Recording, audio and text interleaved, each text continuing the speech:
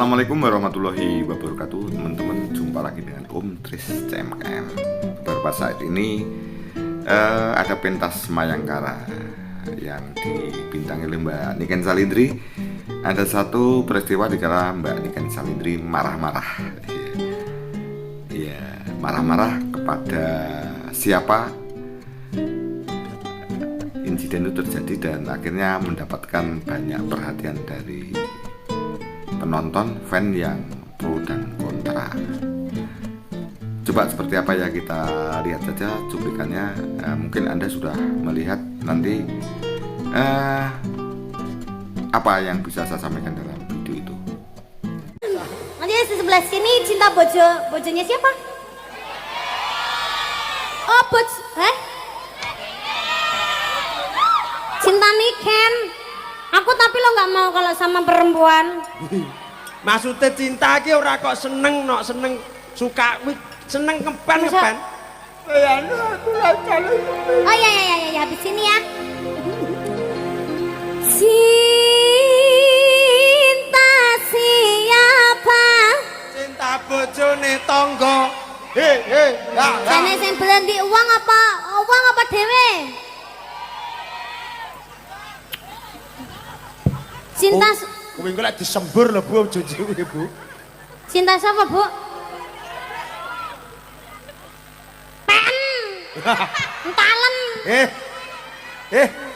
Ampun. Sabar. Serabolo aku kono. Wah. Ya, seperti itu teman-teman. Jadi ada satu pentas Mayangkara di salah satu tempat ya.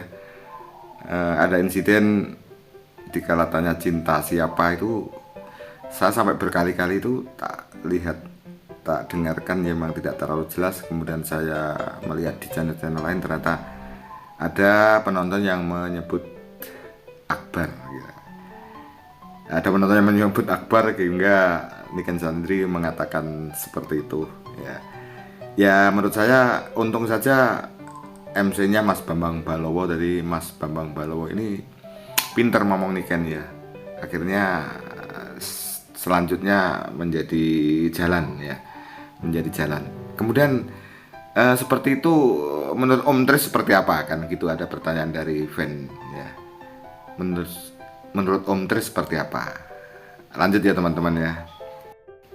Iya, kalau menurut saya di panggung yang terjadi euforia seperti itu, apapun bisa terjadi. Apapun bisa terjadi, jadi seorang artis bisa terpancing ya. Banyak yang menyayangkan ya, ada yang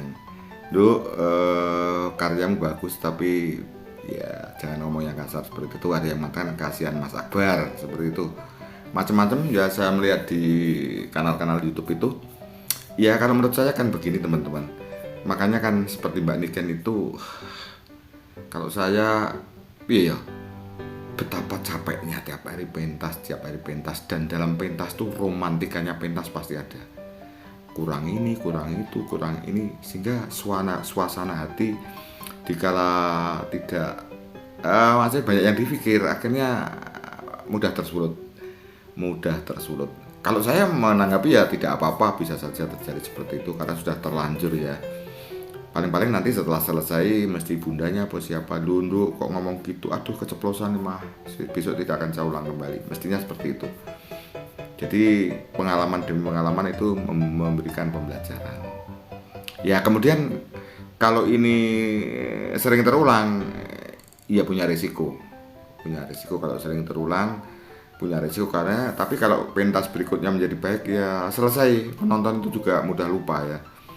Tapi karena ini sering terulang, menurut saya ya punya risiko. Risikonya apa? Ya mungkin fan-nya menjadi berkurang bisa saja, atau fan memaafkan, tidak apa, gitu aja mengganti panggung seperti itu ya. Kemudian pertanyaannya, dengan adanya kata-kata itu apa Niken itu sudah benci sama Mas Akbar? Kalau menurut saya tidak benci, hanya Niken itu anyel ya. Anyel itu apa? Anyel itu ya pokoknya jengkel kok. Mas Akbar itu sebenarnya kan selalu di memori otaknya Mbak Niken Salindri ya.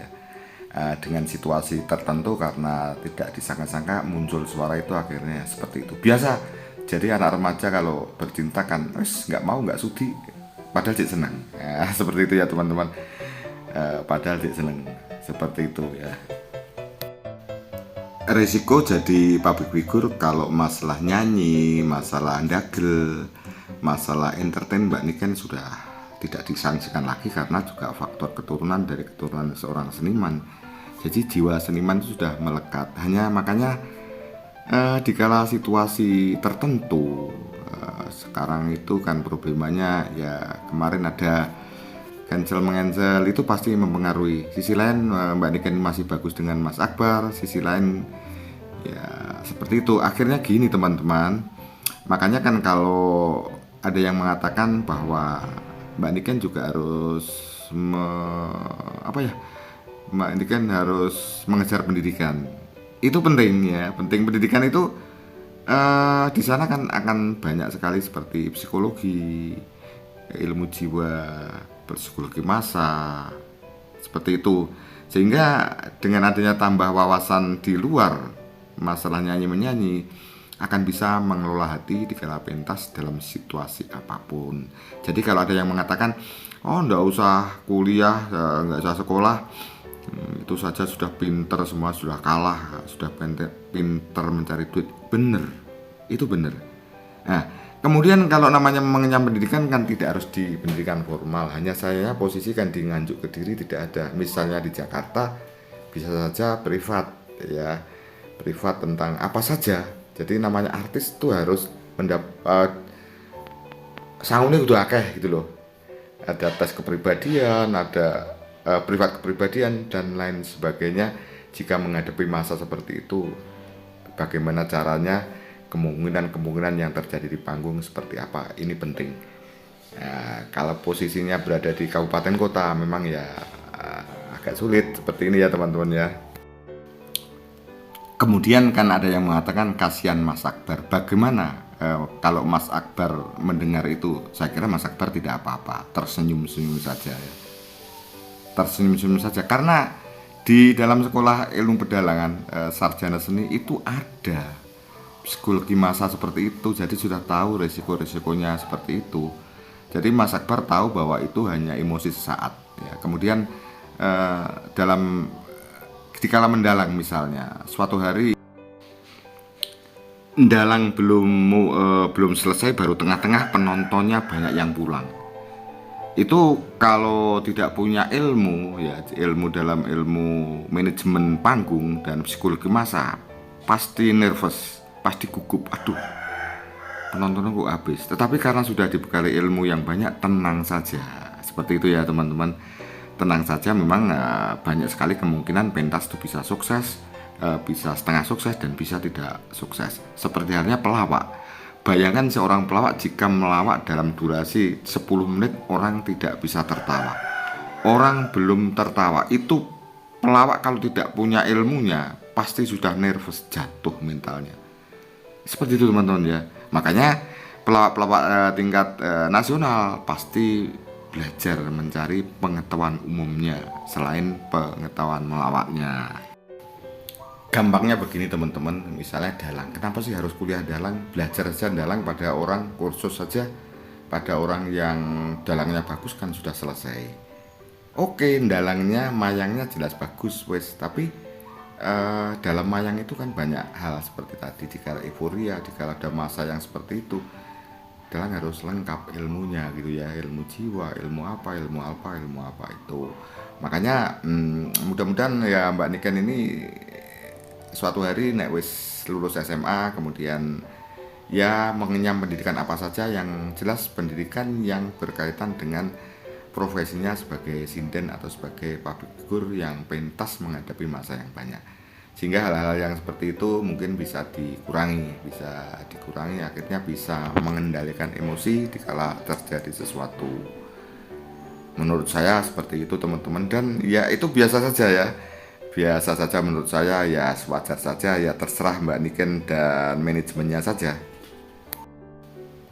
Kalau itu menjadi sesuatu yang biasa ya oke-oke saja. Kalau saya sebagai penonton ya nonton saja. Bagi saya tidak masalah, menurut saya tidak masalah ya. Cuman kalau memang bisa lebih tidak seperti itu akan lebih bagus lagi. Demikian teman-teman ya, terima kasih ya. Wassalamualaikum warahmatullahi wabarakatuh. Sampai jumpa.